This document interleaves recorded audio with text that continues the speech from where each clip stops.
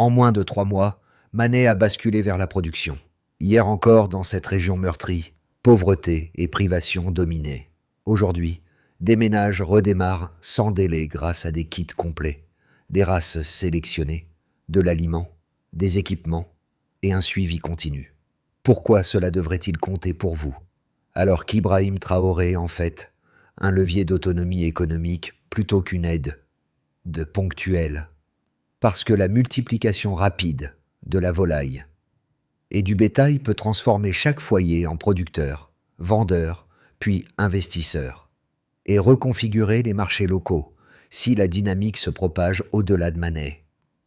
Ce récit s'engage à montrer pourquoi l'expérience de Manet dépasse un programme local et ce qu'elle révèle d'un levier économique plus large. L'intérêt est concret.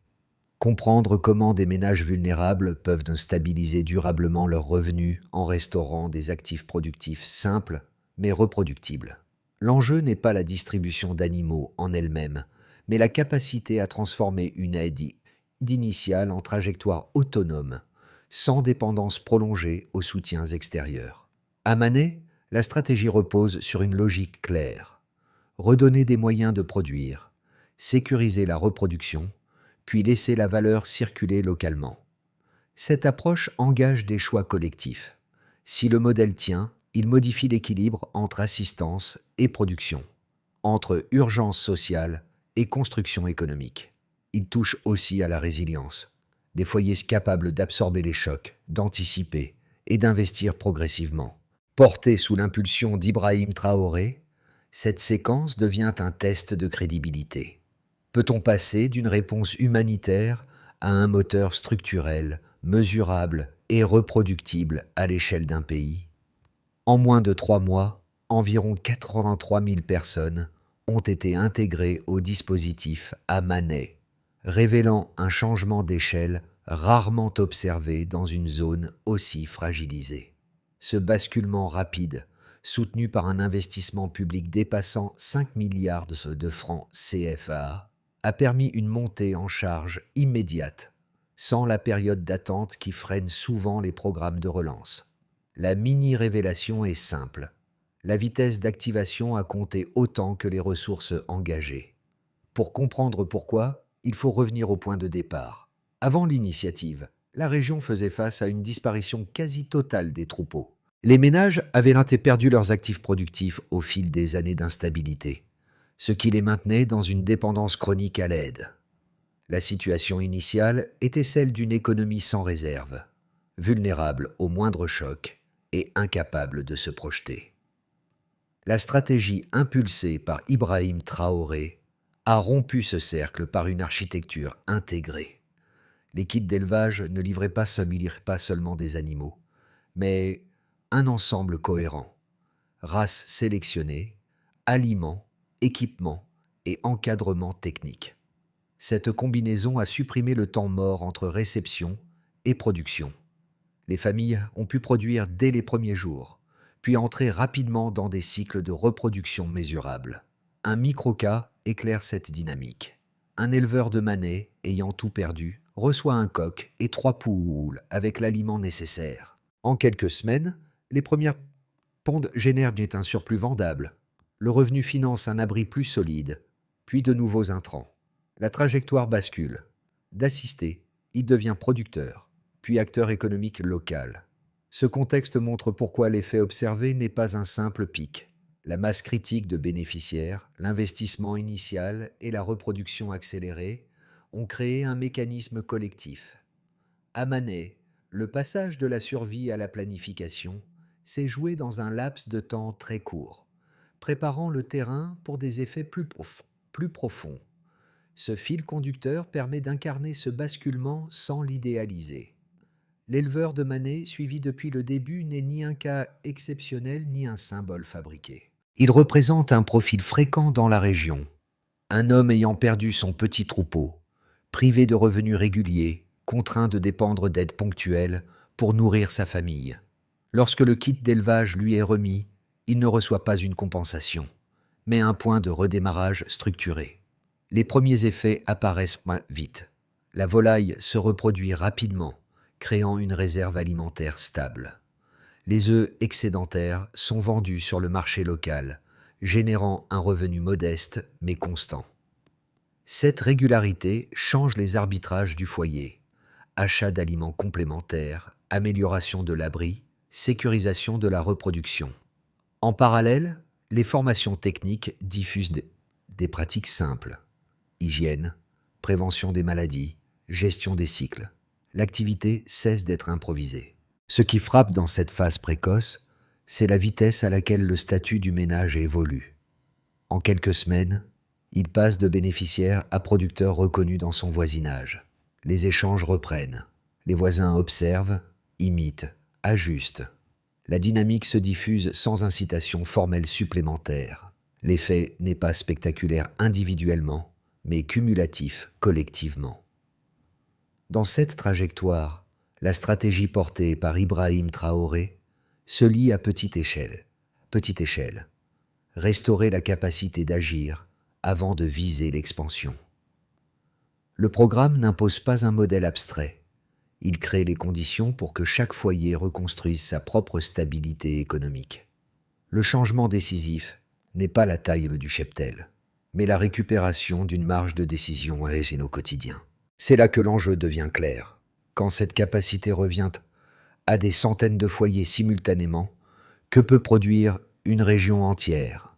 Tout commence par une activation rapide et méthodique. Dès les premières semaines, les équipes locales déploient la distribution massive des kits d'élevage dans les zones les plus fragilisées de Mané. Les familles reçoivent simultanément les animaux, l'aliment et les équipements essentiels. Ce synchronisme est décisif. Il supprime l'attente, réduit les pertes initiales et permet à chaque foyer d'entrer en production dès le premier jour. Le geste paraît simple, mais il enclenche une mécanique précise. Produire, nourrir, reproduire. Très vite, l'effet d'activation s'amplifie. Les premières pontes apparaissent. Les chevreaux naissent. Les troupeaux, disparus depuis des années, recommencent à exister. Les ménages élaborent leur première vente locale, souvent modeste, mais régulière. La nourriture cesse d'être une inquiétude quotidienne. Cette sécurité alimentaire initiale libère une énergie nouvelle. Les familles peuvent planifier, même à court terme. Elles stabilisent les cycles de reproduction, ajustent l'alimentation, protègent les animaux. La dynamique devient collective. Les voisins observent, apprennent, imitent. Puis survient le pic. Moins de 3 mois après le lancement, les indicateurs bondissent. Le nombre de volailles augmente plusieurs fois dans de nombreux foyers. Les chèvres et les vaches laitières commencent à générer un revenu grâce aux ventes de lait. Les œufs deviennent un produit commercial régulier. Les marchés locaux changent de visage. Des échanges se multiplient. Les ménages reconstruisent des abris, réhabilitent leurs maisons, financent les dépenses scolaires. L'effet de souffle est visible, non par un chiffre isolé, mais par l'accumulation de micro-transformations simultanées. C'est à ce moment que la cohérence stratégique apparaît clairement. Sous l'impulsion d'Ibrahim Traoré, l'objectif n'est pas de créer un pic artificiel, mais de transformer cette montée rapide en base durable. Les premiers excédents de production sont réinvestis. Les familles améliorent les conditions d'élevage. Elles modernisent de petites activités de transformation. Elles créent de nouveaux points de vente. La valeur circule localement, sans attendre des financements extérieurs supplémentaires. La rémanence s'installe lorsque l'effet ne retombe pas. Après le pic, les kits deviennent des micro-entreprises familiales. Les villages voisins adoptent la logique. Des zones qui ne produisaient que pour survivre dégagent désormais un revenu continu. Les effets se combinent. Mieux-être nutritionnel, épargne minimale, capacité d'investissement, stabilisation sociale progressive.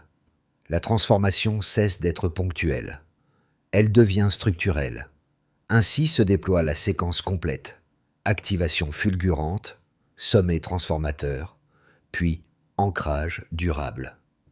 À Manet, cette chronologie montre qu'un programme bien séquencé peut dépasser l'urgence pour installer une trajectoire de reconstruction économique.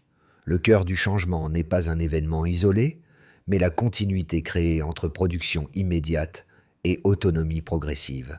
Avant le lancement du programme, la situation initiale de Manet était celle d'un territoire privé de ses actifs productifs essentiels. Les années d'instabilité avaient entraîné la disparition de la majorité des troupeaux familiaux. Très peu de ménages conservaient un noyau reproductif viable. L'économie locale fonctionnait sans réserve, exposée aux variations de prix, aux aléas climatiques et aux ruptures d'approvisionnement. Cette situation expliquait la dépendance prolongée à l'aide extérieure et l'impossibilité de planifier au-delà du très court terme. Un premier repère quantifiable concerne l'ampleur humaine de l'intervention. Environ 83 000 personnes ont bénéficié directement des kits d'élevage distribués dans la région de Manet. Ce volume marque un changement d'échelle décisif. Il ne s'agit pas d'une action ciblée sur quelques foyers pilotes, mais d'une montée en charge suffisante pour créer une masse critique. Cette masse critique permet aux effets individuels de se renforcer mutuellement. Lorsque de nombreux ménages produisent en même temps, les marchés locaux réagissent, les échanges se densifient et la dynamique devient collective. Un deuxième repère quantifiable porte sur l'engagement financier initial. Plus de 5 milliards de francs CFA ont été mobilisés pour financer les animaux, l'alimentation, les équipements et l'accompagnement technique. Ce niveau d'investissement public est rare pour une zone longtemps marginalisée. Son rôle n'est pas seulement budgétaire. Il sert de levier pour structurer un modèle reproductible, capable de fonctionner sans injection continue de fonds. L'apport financier initial réduit la phase de fragilité et accélère l'entrée en production, condition essentielle pour la crédibilité du programme. Un troisième repère, quantifiable, concerne la vitesse de reconstitution du cheptel. En moins de 3 mois, les ménages ont vu le nombre de volailles et d'animaux reproducteurs augmenter plusieurs fois. Cette accélération résulte de la combinaison de races sélectionnées, d'une alimentation suffisante et d'un encadrement technique de proximité. Chaque élément pris, isolément, aurait produit un effet limité. Ensemble, ils ont créé un cycle de reproduction rapide et relativement prévisible. Cette prévisibilité permet aux familles de planifier leurs ventes et de sécuriser leurs revenus. Ces 3 repères, bénéficiaires, investissement, croissance rapide, dessinent une trajectoire claire entre la situation initiale et l'état observé après quelques mois. Contrairement au programme d'aide directe, l'intervention ne se contente pas de combler un manque temporaire. Elle restaure des actifs qui génèrent eux-mêmes de la valeur dans le temps. Les ménages passent d'une logique de consommation immédiate à une logique de production et de réinvestissement. Cette bascule est au cœur de la stratégie portée par Ibrahim Traoré. Cet écart quantifiable ne se limite pas aux chiffres. Il s'exprime aussi dans les pratiques quotidiennes. Les familles acquièrent des compétences techniques, gestion sanitaire, organisation de l'espace, suivi des cycles de croissance. Les pertes diminuent, les rendements se stabilisent. Cette montée en compétences diffuse un sentiment d'autonomie mesurable par la régularité des ventes et la capacité à anticiper. L'économie locale commence à s'organiser autour de flux internes plutôt que d'apports externes. À l'échelle du territoire, les effets s'additionnent, les marchés se densifient, des activités dérivées apparaissent, fabrication d'abris, commerce d'aliments, transformation artisanale. Un écosystème productif émerge progressivement. La trajectoire du point de départ à l'état observé montre ainsi une cohérence stratégique. Restaurer l'actif, créer l'échelle, puis ancrer l'autonomie. Elle fournit un socle quantifiable pour évaluer la durabilité du modèle. Une première lecture critique avance que l'essor observé à Manet pourrait n'être qu'un effet de départ. Selon cette thèse, la croissance rapide du cheptel dans les premières semaines ne garantit pas une stabilité durable.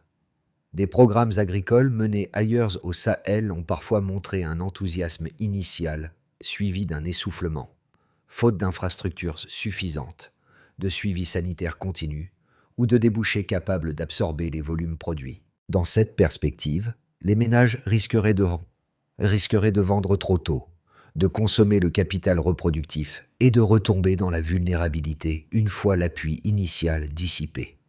Une seconde objection, plus structurelle, pointe le risque de saturation. Si de nombreux foyers produisent simultanément des œufs, du lait ou des animaux, les marchés locaux pourraient ne pas suivre.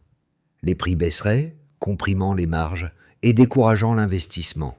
Sans organisation collective, l'abondance deviendrait un frein plutôt qu'un moteur. Cette critique insiste sur la fragilité des économies rurales face au choc d'offres non coordonnées. Ces arguments méritent d'être pris au sérieux. La réponse se trouve toutefois dans les mécanismes observés sur le terrain. D'abord, la reproduction accélérée ne repose pas sur un afflux ponctuel, mais sur des cycles biologiques entretenus par l'alimentation et les pratiques apprises. Les ménages ne se contentent pas de vendre.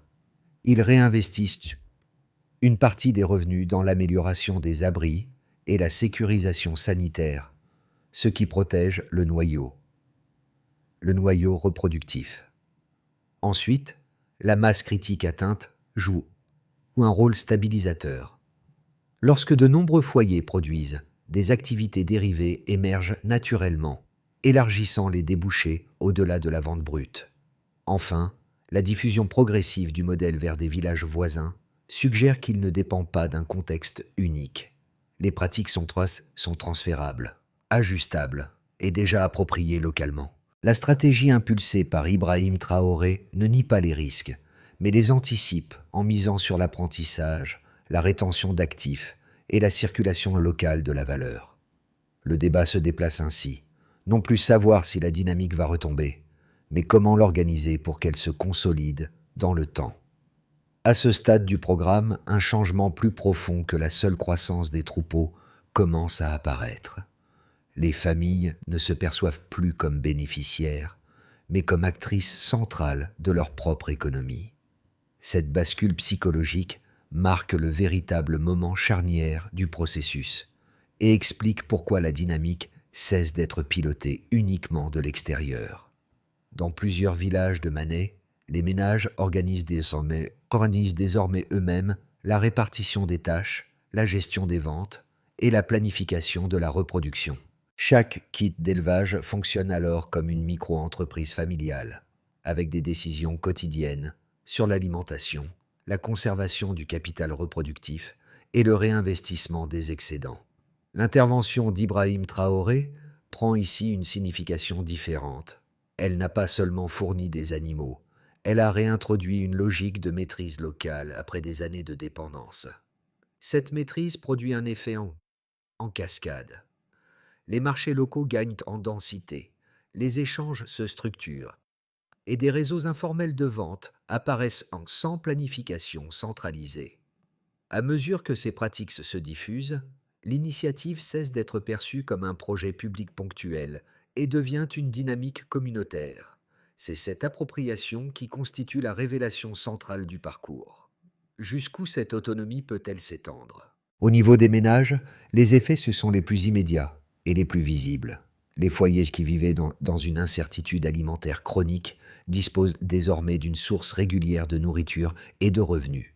Les œufs, le lait ou la vente ponctuelle d'animaux génèrent des entrées financières modestes mais prévisibles. Cette prévisibilité change les priorités domestiques. Les dettes les plus urgentes sont apurées. Les habitations sont consolidées. Les dépenses scolaires redeviennent possibles. Surtout, une petite capacité d'épargne apparaît, même limitée. Pour des familles longtemps privées d'actifs, cette marge financière représente une rupture décisive avec la survie au jour le jour. À l'échelle de l'économie locale, la restauration de l'élevage agit comme un moteur structurel. Les marchés hebdomadaires de Mané se densifient, non par une explosion soudaine, mais par une augmentation progressive des flux. L'offre de volailles, d'œufs et de produits laitiers attire davantage d'acheteurs et stimule des activités connexes. Des vendeurs d'aliments pour bétail apparaissent. Des artisans construisent des abris améliorés. De petites unités de transformation émergent. Chaque foyer producteur devient à la fois client et fournisseur, créant des boucles économiques internes qui réduisent de la dépendance aux circuits extérieurs. Sur le plan social, les effets se sont plus diffus, mais tout aussi déterminants. La rareté extrême avait fragmenté les solidarités locales et renforcé les tensions liées à l'accès aux ressources. La reprise de la production modifie ce climat. Les échanges d'expériences entre éleveurs se multiplient. Les réussites visibles servent de références positives plutôt que de sources de jalousie. La confiance collective se reconstruit autour d'un constat partagé. L'amélioration est possible et reproductible. Cette confiance réduit les conflits liés à la pénurie et renforce les mécanismes d'entraide informels. Au niveau territorial, l'impact dépasse le cadre strictement agricole. La relance de l'élevage redonne une fonction économique à des zones marginalisées. Les déplacements commerciaux augmentent. Les autorités locales identifient de nouveaux pôles d'activité. Certaines communautés investissent dans de petites infrastructures de soutien, comme des points de stockage ou des espaces collectifs.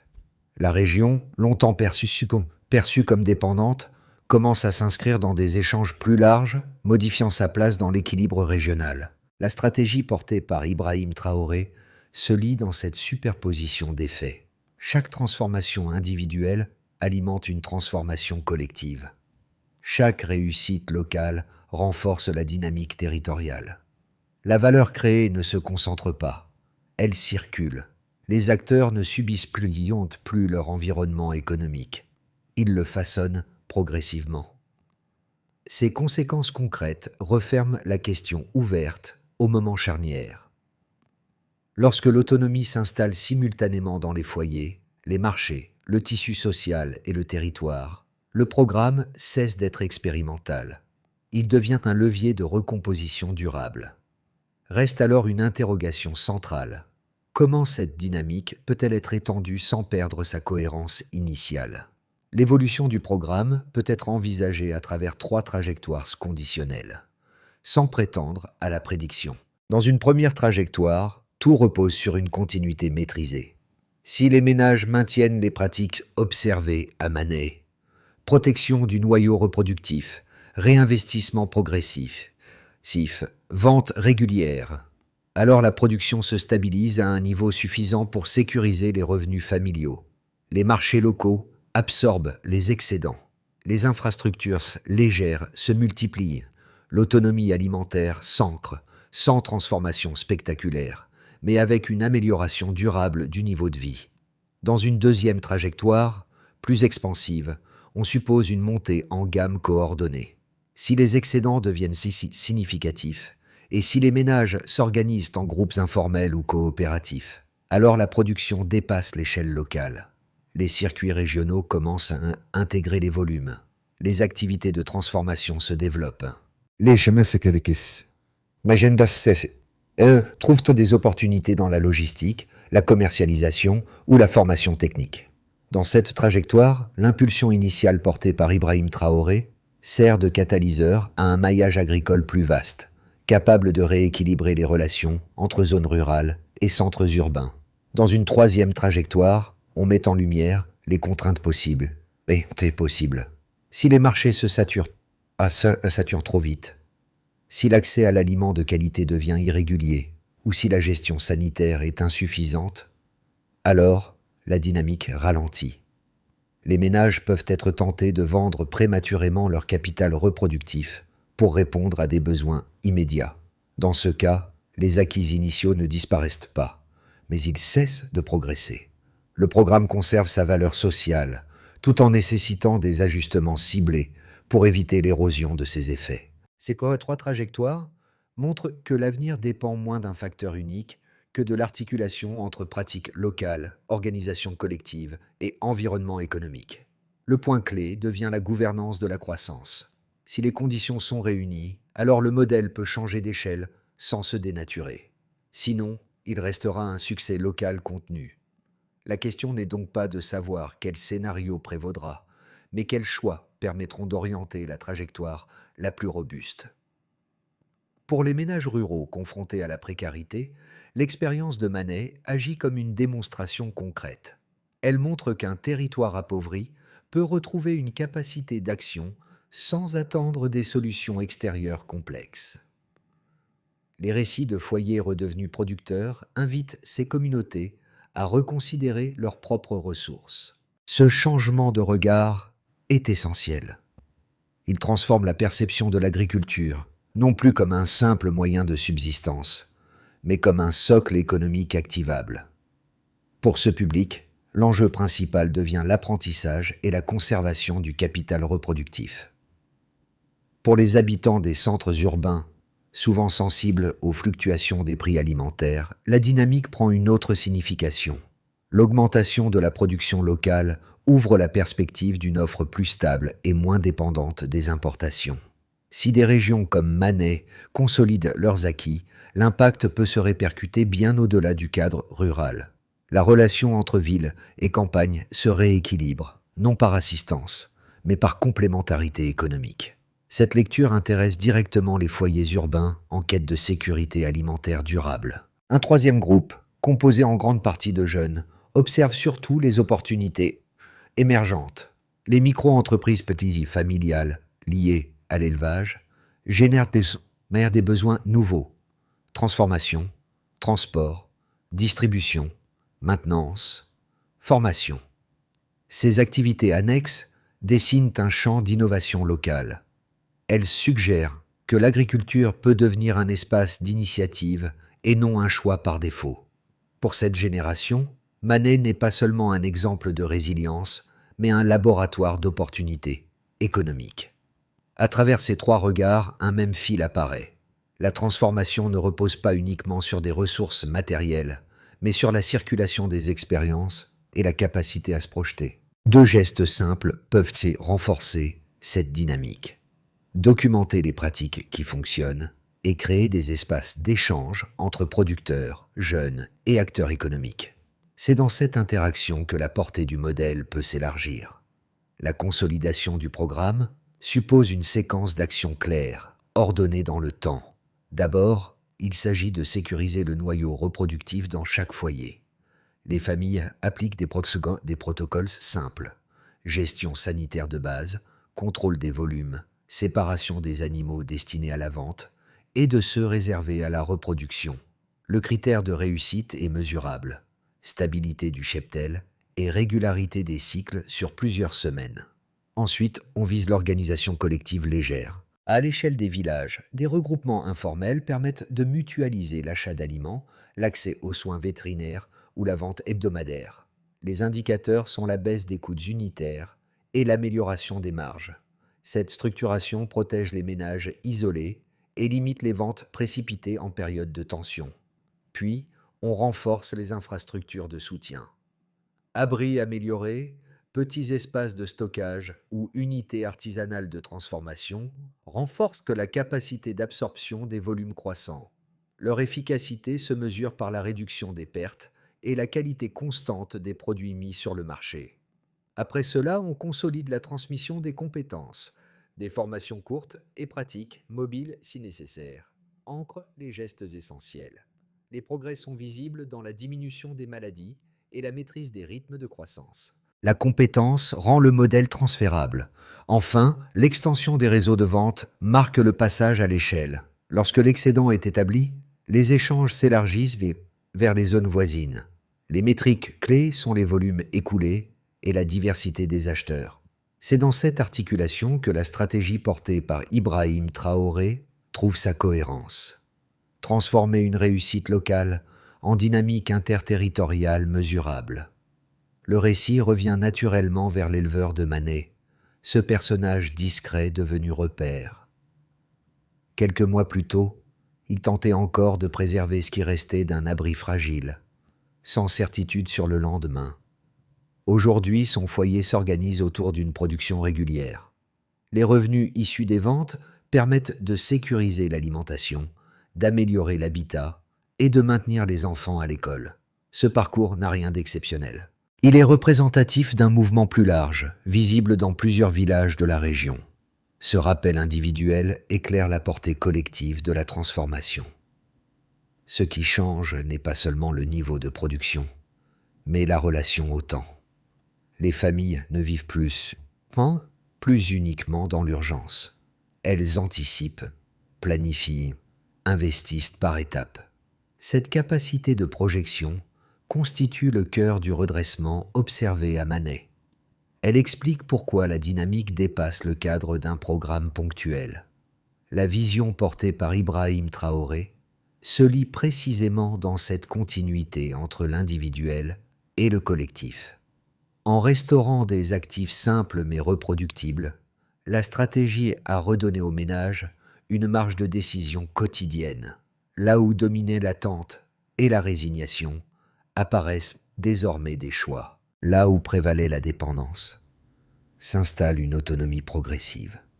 Le message qui se dégage est sobre, mais puissant.